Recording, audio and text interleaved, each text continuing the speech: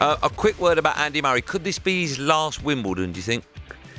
Well, it could be. I mean, I've learned over the years, Andy, to never say never with these great champions. This is Virgin Radio. I'm Andy Goldstein. Now, if you're a regular listener to the show, you'll know that every day that I've been doing it on Saturdays and Sundays, I have to phone up one of my mates and go, do you want to come on for 5 minutes? And they go, yeah, okay.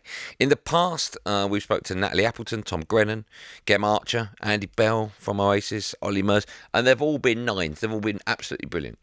But my next guest is, without any shadow of a doubt, not only an ex-Wimbledon champion, not only is she one of the greatest dancers ever to appear on our telly, on Strictly, not only is she going to be dancing on the stage at the Palladium, but more importantly, she's the nicest human being I've ever met.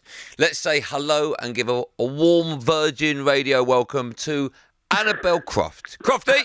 Hello. Hi, Andy. How are you? Of course, I just have to correct something. I'm not a Wimbledon champion, a junior Wimbledon champion. No. When you and I played at Wimbledon, you beat me, yeah. And in my mind, that was for the Wimbledon World Championships, and you won it. Okay. Okay. Oh, that's one way of saying it. But you were still a very good player, Andy. I should point out, before I say proper hello, when I first met Annabel, and I'm going back, I don't know, 10, 15, I can't remember, you said to me, do you play tennis? And I went, yeah. And you went, do you want to play? And I went, yeah.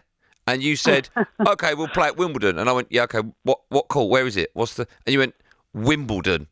Do you remember? And I was like... I remember well. And I remember Andy Murray walking past the court and watching us do some drills and you hitting a can.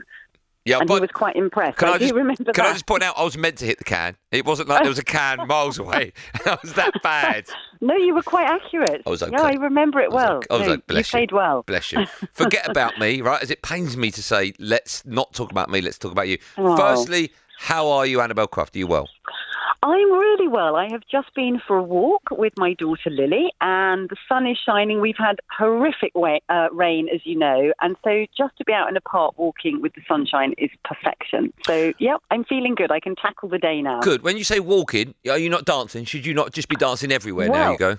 Funny you should say that, but I have stiffened up completely. I've got strictly withdrawal symptoms, which is apparently what everyone who's ever been on the show gets. But I'm actually going to head off to a dance class this afternoon just to try and de-stiffen myself and try to keep my dancing up. But let me ask. So I am going to dance this afternoon. When you get involved in a show like that, how much does it take over your life? Not just during the day and when you've got to rehearse and so on, but afterwards. Is it a complete game changer? It is a total game changer, Andy, and I'm not exaggerating when I say you literally live it, breathe it, sleep it, and eat it. I mean, I literally used to go to bed at night and I couldn't sleep because all I had was counts in my head. And Johannes, who I had the most amazing partner, and I'm so grateful that I got paired with Johannes, but his voice and his counts and his sort of tuition was in my head all night until I woke up. And then sometimes I'd even get up in the middle of the night, as everybody does, sometimes go to the bathroom, and I'd start doing steps on my way back from the bathroom back to bed. Because I just thought, I'll just sort of quickly recap before I go back to sleep again. So that was how it was. It was just completely all-consuming. Were you a dancer before? I loved it. No, I did ballet when I was very little, and it took me back to my childhood because I thought, gosh, this is just literally reminding me of being sort of 4 or 5 years of age doing dance, ballet classes. Yeah. And I've realised that dance is so good for you. And, having been a tennis player, and tennis makes you it's quite a stressful sport. So your body can get absorb the stress. So it goes into the shoulders and your legs and your arms and everything. Whereas ballet and dancing elongate your muscles and release it because of the music and everything. So I have realised, they have that catchphrase, keep dancing. And I think, actually, it's true. I think actually dancing has made my body better than anything I've ever done. I've been a runner my whole life, and I run regularly still. But dancing is the best thing I've ever done. Let me ask you, right? It's so nice to hear. Let me ask you, you sports people are built differently to everyone else. You're a little bit... I don't know if we are. Oh, you are. Trust me, someone that works with a lot of them, you're all a little bit bonkers. But you need that madness to take you to that limit where normal people can't get to, right? I'm going to ask you a question you have to answer honestly. Okay? Yeah. Whenever I've met a sports person, whatever they do, play Monopoly, go for a race in the park, where you all need to win. You, on Strictly, You were amazing, Yeah. and I thought you should have won it, but you didn't win, right? Thank you. What was there a little bit of you that, you know, like when you go up for the Oscars and they split the screen and you see all the three people, and they go, "Oh, well done," but you know deep down they're going, Deep down, was there a part of you that was like, I should have won that?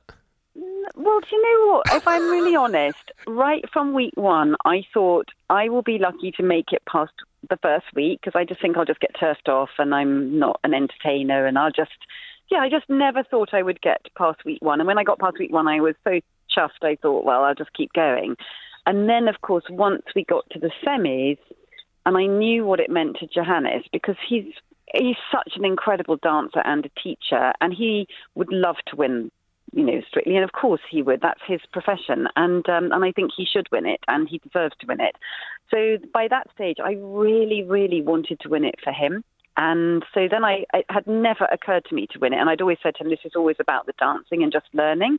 But of course, when you're down to the last, you know, 3-4 couples, then you're starting to think, well, is this possible? Is this really possible? But it wasn't possible, sadly. But you know, I was just thrilled with what we achieved, and I had, as I said, I had an amazing time. Well, listen, you won in our household, and I'm guessing that's echoed around the country. Just quickly, I have to talk to you tennis. I will in one sec. But your dancing has led you to dancing on the stage at the Palladium. Is that right? It has. Wow. I cannot believe it because Johannes is on his tour at the moment, which is called House of Jojo, and it's the most magnificent, most brilliant, colourful, vibrant show. And it showcases, you know, a lot of other dancers, but he wanted to, that's why it's called House of Jojo, to celebrate other dancers and bring them to the fore as well. But obviously he's so popular and he's so incredible. I mean, when he's on stage, there's an incredible energy and aura about him. But he so kindly asked me if I would dance with him at the Palladium when they come to London for one day. It's on the 4th of May. So I just thought, what an unbelievable opportunity. So, you know, of course, I'm not going to say no to that. So that's why I feel like I need to be dancing. But I can't practice with him because he's out on his tour. But we will practice at some point. That's amazing. It's coming around very soon. Listen, that was a nice segue, as is Wimbledon. When we get to the summer, people start taking off their coats. It's cream, it's strawberries, it's the Euros, it's Wimbledon. A quick word about Andy Murray. Could this be his last Wimbledon, do you think? Well, it could be. I mean, I've learned over the years, Andy, to never say never with these great champions and icons of the sport. I did that with Roger Federer and he came back and won several more Grand Slams. But obviously Andy has alluded to the fact that he didn't think, or it seemed like he thought this may well be his last Wimbledon. But you probably know he had a sort of an ankle injury in Miami just a couple of weeks ago, which has been a real setback. So whereas he probably would be on the clay courts in Monte Carlo, you know, this week and then heading towards Rome and then all the lead up to the French Open and then it goes onto the grass for Wimbledon. At the moment, we don't know where that ankle is at and I'm sure he doesn't either. So for him at the moment, it's about rehabilitation and it's so frustrating for him because as everybody knows, he's had the hip operation, he's playing with a metal hip and he's done everything he can to get himself fit and ready to play, you know, a high level tennis again. And suddenly there's this massive setback when it's towards the back end of his career. So at the moment, it's so frustrating for him because it's not the way he would want to be, going out. Let me put him down. Andy Murray each way. I won't say Wimbledon, but hopefully get to the last stages. Annabel, you are without doubt the nicest human I've ever met. No, I can't wait to. That's not true. No, it is true. I keep saying that to everyone. I said Annabel Croft is coming on the show at the weekend. Nicest human I've ever met. You and we're eating food together on Thursday. I know. I'm looking forward to it. I can't wait. Steak. We're going for steak. Well, it's steak in a bun. It's like McDonald's. No, it's not. It's not. Well, how funny would that be? Too. I'm a meat eater. Imagine that you turned up at a Wimpy. Annabel, have the rest you know of what? Just to be with the company, it doesn't make any difference. See, I told you, everyone. The company. Annabel Croft, you are the best. Thank you so much for coming on. You too. Have a lovely weekend. You too. See you soon. Bye. See you soon. Bye. Bye.